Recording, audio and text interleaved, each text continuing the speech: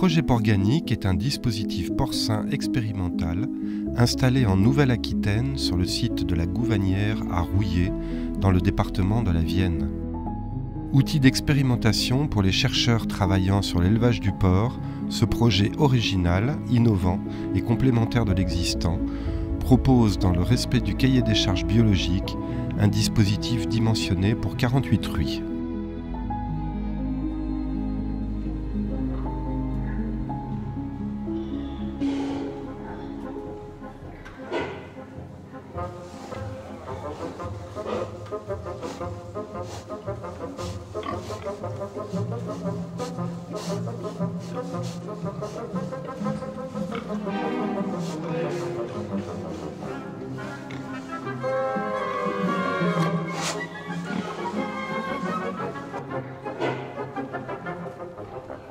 L'élevage Porganic est composé de 48 truies, 4 bandes successives espacées de 6 semaines, contenant chacune 12 truies gestantes.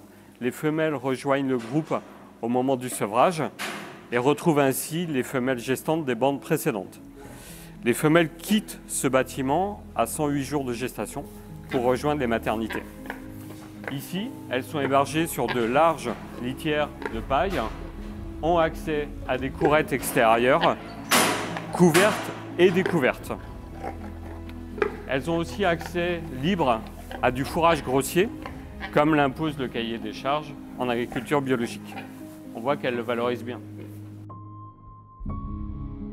Le constat, il est venu du fait que les consommateurs et les citoyens dénoncent les conditions d'élevage industriel, en particulier dans le domaine de l'élevage porcin, et qu'il y a de plus en plus d'attractivité et de demande d'un élevage qui répond mieux au concept de l'agroécologie, c'est-à-dire avec moins d'intrants médicamenteux, le respect de l'environnement, le respect du bien-être animal.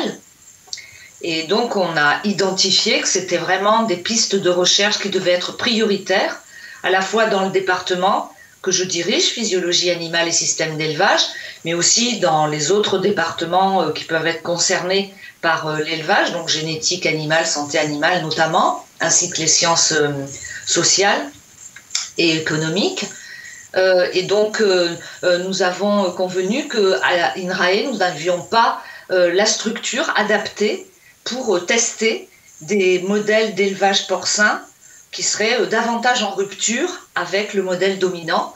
Et c'est de cette idée qu'est né ce projet qu'on a intitulé Porganic. Ici, nous sommes dans une des 2 maternités de l'élevage Porganic. Cette maternité se décompose en 12 cases de 10 mètres carrés qui reçoit la truie gestante quelques jours avant la mise bas.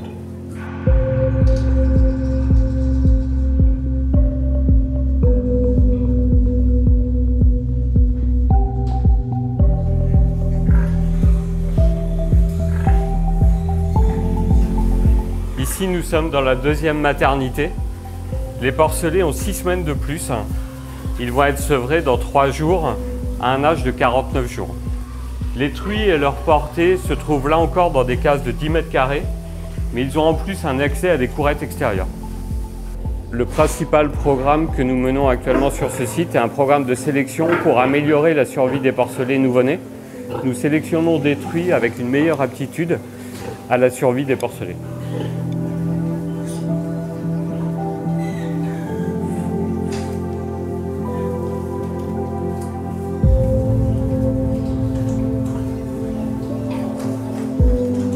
Donc ici, nous sommes sur le site de l'engraissement de Porganic.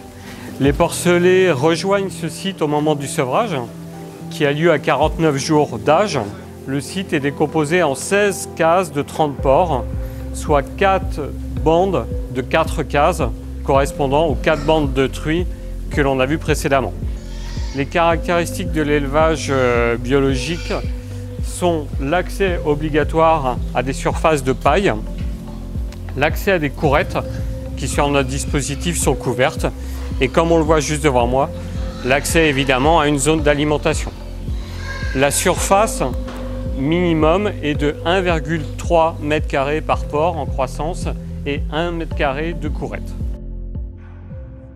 porc organique, donc avec une station expérimentale en porc bio, donc naissage et engraissement en bâtiment, et un dispositif avec un accès courette, donc qui sera obligatoire dans quelques années. Ça va aussi être un élément très important pour caler des systèmes d'élevage de truies en bâtiment avec accès à des courettes extérieures, ce qui n'est pas le cas en France à l'heure actuelle. Et là, nous, on a travaillé ensemble précédemment avec Stéphane Ferchaud, le responsable de l'unité, dans le cadre de projets donc, qui étaient dédiés à l'agriculture biologique et pour lequel il avait pu mettre en place sur l'unité de Rouillé des essais, ce qu'on appelait bio-like, c'est-à-dire qu'on se rapprochait le plus possible des conditions bio, mais sans qu'il y ait une labellisation bio des essais.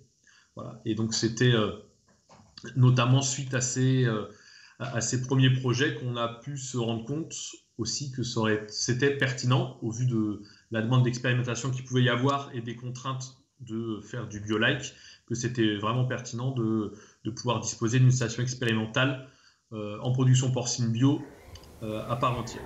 Et donc après l'implication de l'ITAB dans le dossier, donc c'est avant tout des partenariats sur des projets de recherche-développement avec l'unité INRA de Stéphane Ferchaud, donc généralement des dossiers de type CASDAR, et après dans le développement du projet de la station porc organique, l'ITAB a fait partie des invités extérieurs au comité d'orientation stratégique, notamment pour relayer les besoins spécifiques de la filière bio en termes d'expérimentation.